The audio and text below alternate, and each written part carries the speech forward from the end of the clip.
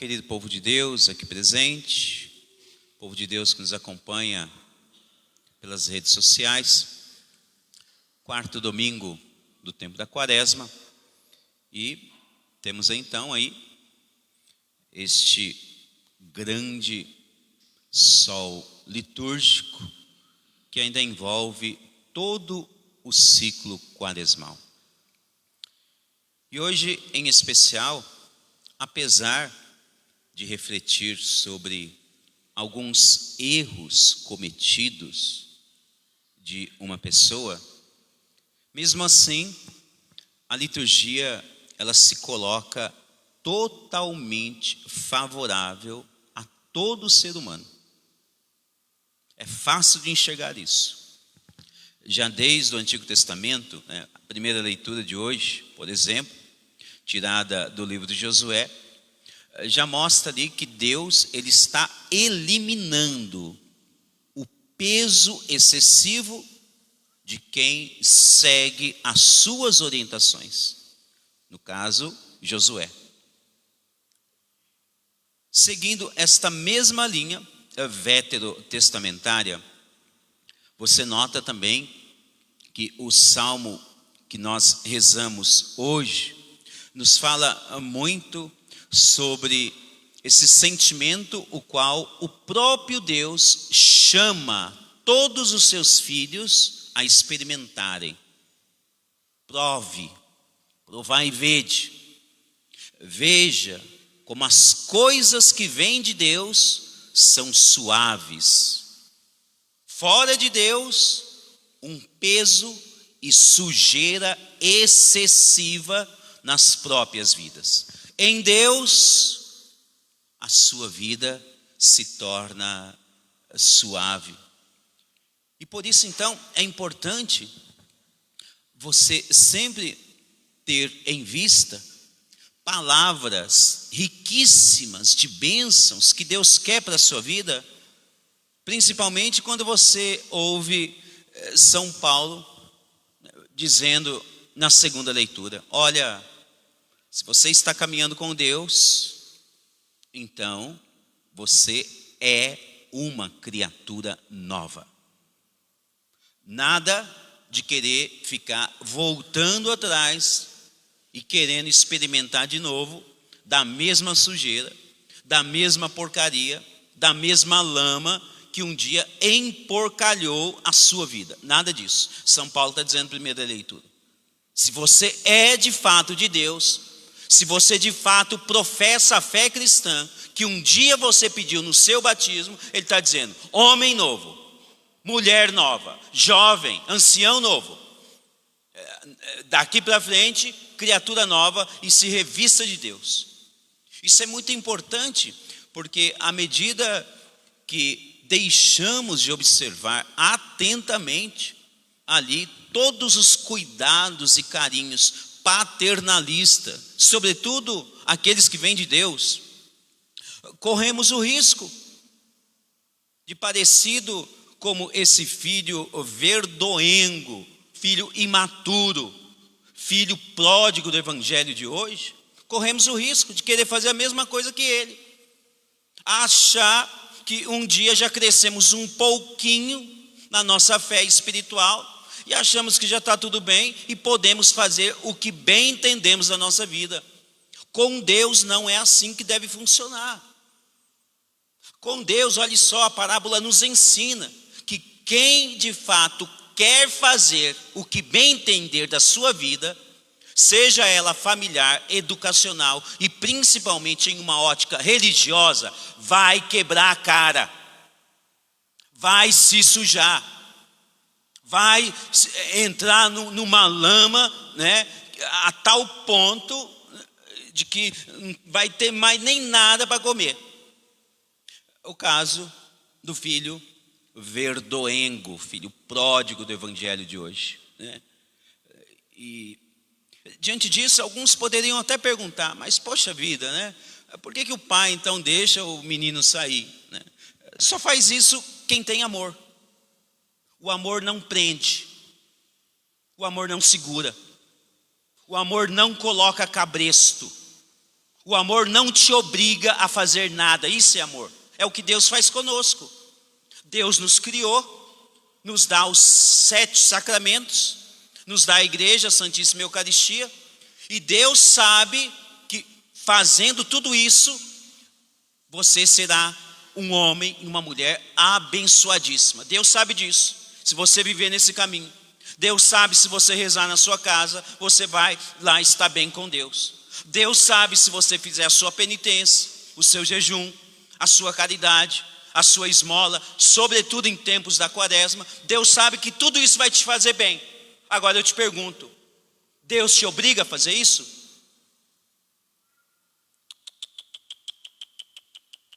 Isso é amor.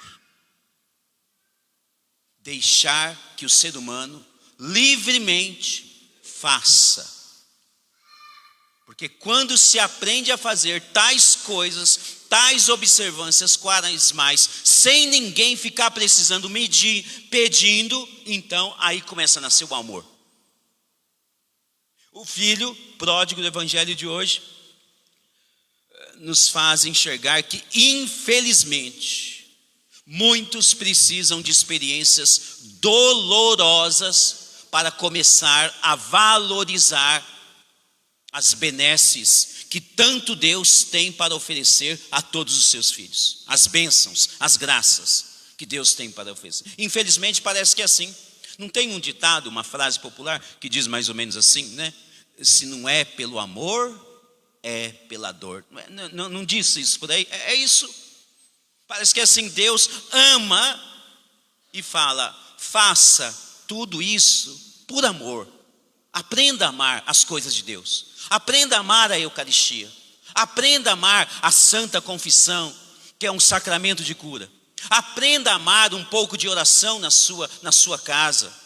Aprenda a amar a abstinência de carnes em sextas-feiras. Aprenda a amar um pouco mais as instruções do magistério da igreja, né?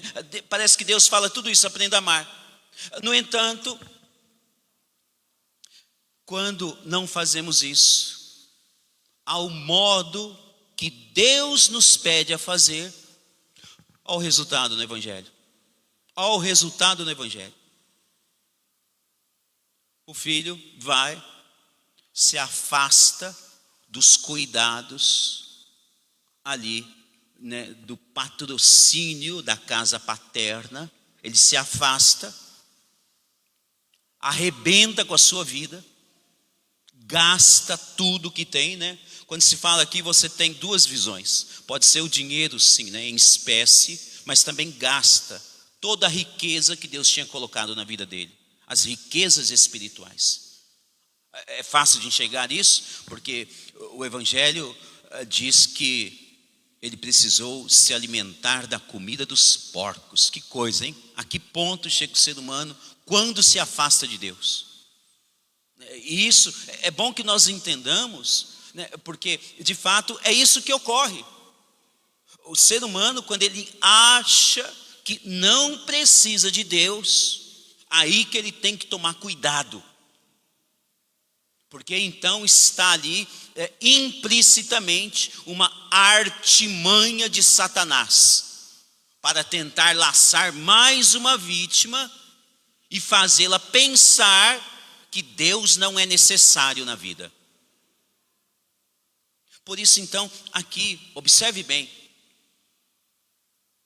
que um dos focos do Evangelho mostra que o amor do Pai é tão grandioso que ele nunca perde a esperança. Esta é a igreja de Jesus Cristo. Nunca perde a esperança com seus filhos. Mesmo aqueles que um dia pediram para ser batizados, pediram para professar a fé cristã em suas vidas, mesmo aqueles que pediram tais sacramentos da igreja e sumiram, desapareceram. Mesmo com esses, a igreja ainda reza todos os dias para que tomem consciência o quanto precisam dos cuidados e da proteção paterna de Deus. A igreja não desanima, ela tem esperança. é uma das virtudes teologais. E assim, imitando esses exemplos, é como deve viver também todo o corpo místico da igreja, que é cada um dos seus batizados, confiantes de que algumas possíveis atitudes pródigas em nossos lares, como a exemplo desse menino de hoje, né? É assim que nós temos que viver, imitando os exemplos que Deus nos oferece. Acreditar e confiar que muitos ainda, que mesmo distantes da fé católica, possam um dia tomar esta consciência, olhar para dentro de si e fazer como esse filho do Evangelho, um filho verdoengo, né? Filho pródigo, imaturo, olhar para dentro de si e falar: o que eu fiz na minha vida? Onde que eu fui parar sem a presença de Deus? Por que eu não rezei quando a igreja me pediu? Por que eu não fiz um tiquinho só de jejum? Por que eu não fiz a abençoada mortificação que a igreja sempre instrui no tempo da quaresma? Por que será que eu não perdoei? Por que será que eu não tirei aquela mágoa de anos, de séculos atrás da minha vida? Por que será que eu não fiz aquilo? Repare que o amor do Pai é tamanho, né, que Ele está ali esperando essa consciência. E de vez em quando, às vezes, é isso que acontece, né? Precisamos tomar essa consciência de tudo aquilo que nós fizemos de errado, principalmente estando distantes dos cuidados paternos da casa de Deus. Note como que Deus é bom. Veja se isso de fato não é uma atitude amorosa. Pode ser que alguns, né, antes de receber, iriam querer dar um sermão, ou talvez ia criticar, né? Aquelas frasezinhas diárias: tá vendo? Falei para você não ir, falei, né? Viu só? Eu falei que você não fez. O pai não fez nada disso. O que o pai fez? Ele ama o retorno. Essa é a primeira atitude. Amar quem está retornando. É o amor que vai fazer com que a pessoa de fato se sinta bem novamente naquele ambiente, se sinta acolhida, mesmo que tenha errado. Isso é importante, que o foco seja sempre o amor nessas situações. Se não for assim, corre-se o risco de, mesmo estar vivendo na casa do Pai, na casa de Deus, corre-se o risco de, mesmo estar ali junto com Deus, ainda não ter aprendido o que é amar, o que é amor que vem de Deus. Corre esse risco, mesmo estando ali junto com Deus.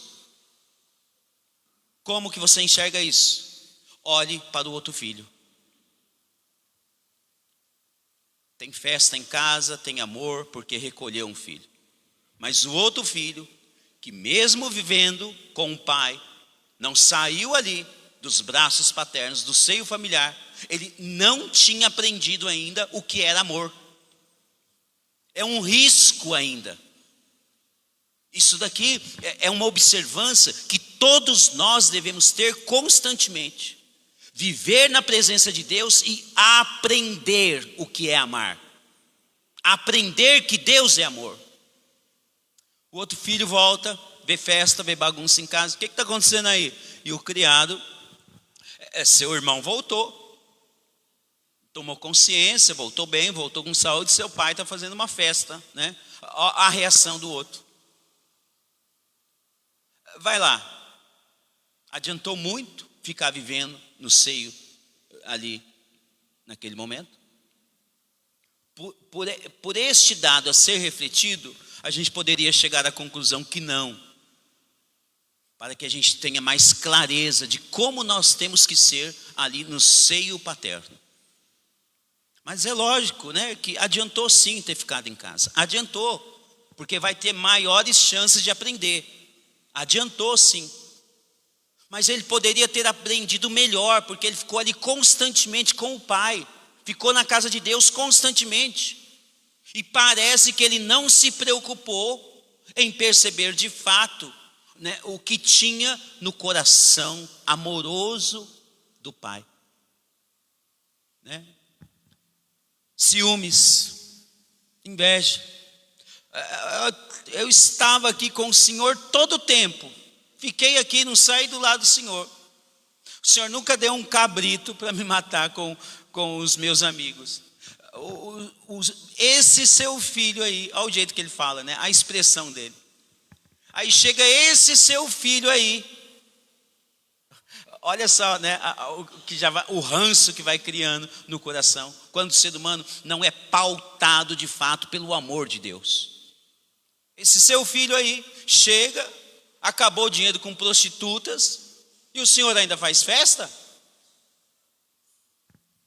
Filho, esse seu irmão estava perdido. Ele retornou, é motivo de festa. Meu irmão e minha irmã, observemos bem esses dados e saibamos utilizá-los, cada um deles, em nossa vida pessoal. É isso que Deus quer que você faça, quando principalmente você vem receber a Santíssima Eucaristia, quando você participa da liturgia sagrada. O que Deus quer é isso, apresentar dados concretos para que eles façam parte da prática da sua vida cristã.